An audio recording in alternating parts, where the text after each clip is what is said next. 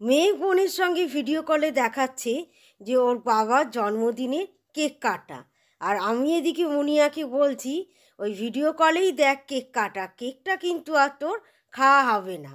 এদিকে কর্তামশাই কেক কেটেছে কিন্তু মোমবাতিটা ফুঁ দিয়ে নেমায়নি। আর দেখো কাণ্ড, ওই ছুরিটা দিয়ে সবাইকে কেক খাওয়াচ্ছে। আমি এর আগেও বললাম যে তুমি একটু হাতে করে দাও না। না, আমি হাত করব না। ও, যেটা বলা হয়নি, আজ হলো কর্তামশাইয়ের শুভ জন্মদিন। এখন আমি চলে এসেছি রাতে ডিনারের জন্যে কড়াইশুঁটির কচুরি তৈরি করতে। পুরটা তো আগের ভিডিওতেই দেখিয়েছিলাম। আর আজকে কর্তামশাইয়ের জন্মদিনে থাকছে কড়াইশুঁটির কচুরি, আলুর দম আর পায়েস, সঙ্গে থাকছে ঝোলা গুড়। উনি যেহেতু আলু পছন্দ করে না, সকালের রান্নাতে একটা সবজির তরকারি করেছিলাম, সেটাই ওনাকে দেবো। রাজেশ আমার হাতে কড়াইশুঁটির কচুরি খেতে চেয়েছিল, এই সুযোগে ওকেও বলে দিয়েছিলাম। এই বছর কর্তামশাইয়ের জন্মদিনের দিনটা এইভাবেই পালন করা হলো। এতক্ষণ যে ভিডিওটা দেখছিলে সেটা ছিল গতকালকে। গতকাল ছিল শনিবার আর আজকে হলো গিয়ে রবিবার। গতকাল 11 জানুয়ারি কর্তামশাইয়ের ছিল শুভ জন্মদিন, আর উনি যেহেতু কলকাতার বাইরে ছিল, ফিরতে ফিরতে হয়ে গেছিল বিকেল। সেই কারণে দুপুরের কোনো আয়োজন করতে পারিনি, একেবারে রাত্রি ডিনারে আয়োজন করেছিলাম। আর আজকে করব দুপুরের আয়োজন। কর্তামশাইয়ের বাজার হয়ে গেছে, আমিও রাঁধুনি করার জন্য রেডি হয়ে গেছি। চলো সাথে থাকো, দেখতে থাকো। তো আজকে যেহেতু মাটন হবে সেই কারণে আর বেশি সবজিপাতি আনতে বলিনি। একটা লাউ আনিয়েছি আর বলেছি একটা ফুলকপি নিয়ে আসবি, আর সংক্রান্তির জন্যে একটা নারকেল আনতে বলেছি। দেখি একটু পাটিসাপটা করার ইচ্ছা আছে। আর এখানে আছে টমেটো আর গাজর, আর এখানে কি আছে দেখি, ও আলু, পেঁয়াজ আর আদা আছে, রসুনটা ঘরে আছে। এই যে, এবার চলো রান্নাঘরে যাই। আর মাটনের সঙ্গে হবে ফ্রায়েড রাইস, মানে এক কথায় যাকে বলে সবজি ভাত। তো এটা একটু লম্বা দানা বাসমতি চাল আনতে বলেছি। বলেছি কি, মানে বলেছিলাম, আর উনিও নিয়ে চলে এসেছে। এই যে, এটাকে এখন ধুয়ে ভিজিয়ে রাখবো। আর তারপরে যেটা করব, মাটনটা ম্যারিনেট করে রাখবো।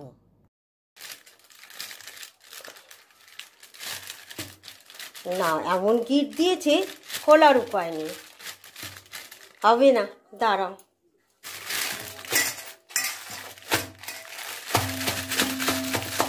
আজকে আর হাজরা থেকে আনিনি, আমাদের এখান থেকে চৌরাস্তা থেকেই নিয়ে এসেছে।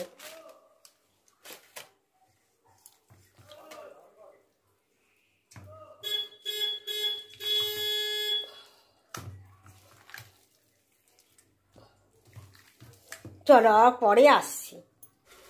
মাংসটা ধুয়ে নিয়ে এর মধ্যে আমি দিয়ে দিয়েছিলাম ধনে গুঁড়ো, লঙ্কা গুঁড়ো, হলুদ গুঁড়ো, আদা গুঁড়ো আর একটা বড় দেখে টমেটো। ফ্রিজে একটু বাটা মশলা ছিল, সেই কারণে আর আমি কিছু বাটলাম না।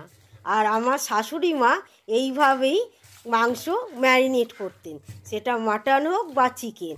উনি একটু কাঁচা তেল দিতেন আর টমেটোটা হাতের সাহায্যে ভালো করে চটকে চটকে নিয়ে মাংসের সঙ্গে মিশিয়ে দিতেন।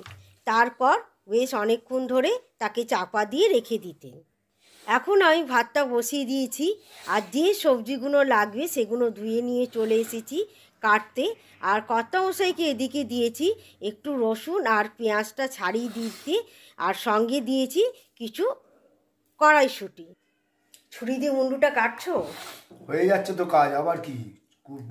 না না, মুন্ডুটা হাতে নখে লাগবে, কি করছো? মুন্ডুটা ছুরি দিয়ে কেটে নাও না। চারটে ভারী আরে এই কটাতে হবে না তো, কথা বললে তো মুশকিল না, কথা বলতে হয় কথা। ওই তো রসুন নেই, শুধু খোলা।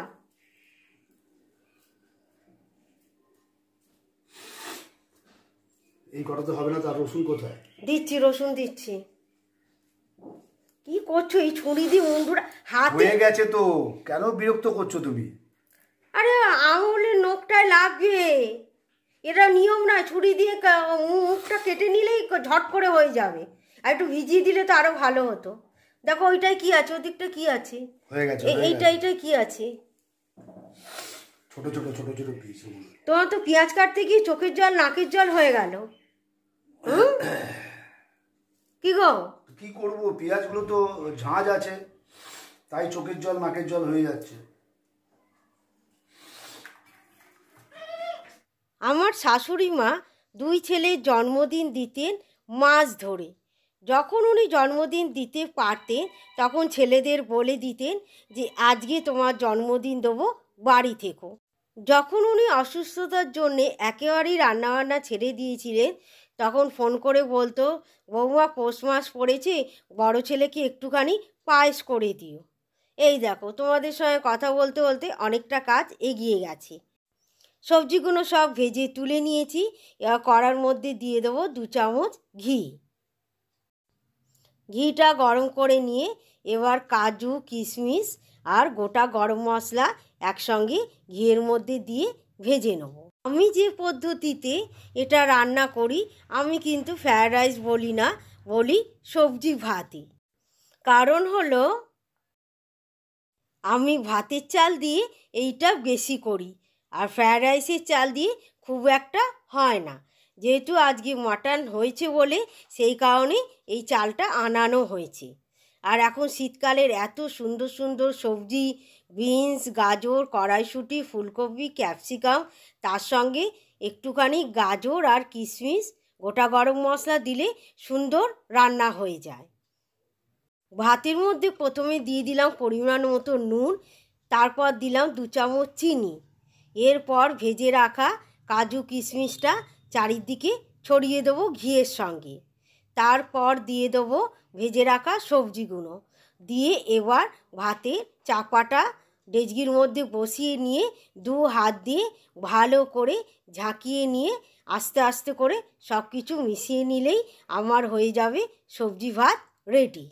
জন্মদিন মানেই থালার মধ্যিখানে সাদা ভাত থাকবে, চারপাশে 5 রকম ভাজা থাকবে, তার সঙ্গে ডাল থাকবে, মাছ কিংবা মাংস, পায়েস, চাটনি, তবেই না দেখতে সুন্দর লাগে। এবছর কর্তামশাইয়ের জন্মদিনটা কেমন যেন সাদামাটাভাবে কাটলো। আর এই দেখো পেঁয়াজ আর রসুন, গোটা গরম মশলা তেলের মধ্যে ভেজে নিয়ে এখন ম্যারিনেট করা মাটনটা ঢেলে দিলাম। তবে তেল আর মশলা আমি খুবই কম ব্যবহার করেছি, কারণ মেয়েটার তো শরীরটা আর ভালো নেই।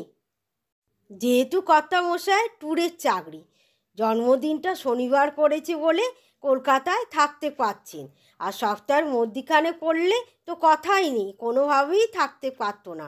দেখো আমি মাটনটা ভালো করে কষে নিয়ে প্রেসারের মধ্যে দিয়ে দিয়েছি। এবার একটু গরম জল বসিয়েছিলাম, সেটা ঢেলে দিয়ে আলুগুলো ওপরে সাজিয়ে দিয়ে দিয়ে দেবো একটু গুঁড়ো গরম মশলা। তারপর সিটিটা লাগিয়ে দিয়ে এখন কিছুক্ষণের জন্যে গ্যাসের ওপর বসিয়ে দেবো।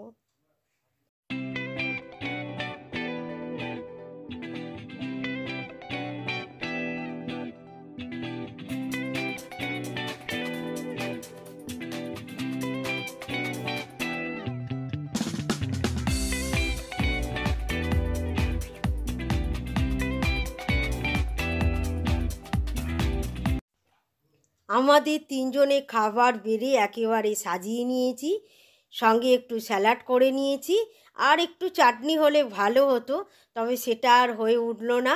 তাহলে চলো আজকের মতন ভিডিওটা এখানেই শেষ করলাম। আবার একটা নতুন ভিডিওর সাথে আবার তোমাদের সঙ্গে দেখা হবে। আজকের মতো সবাইকে টাটা, বাই বাই।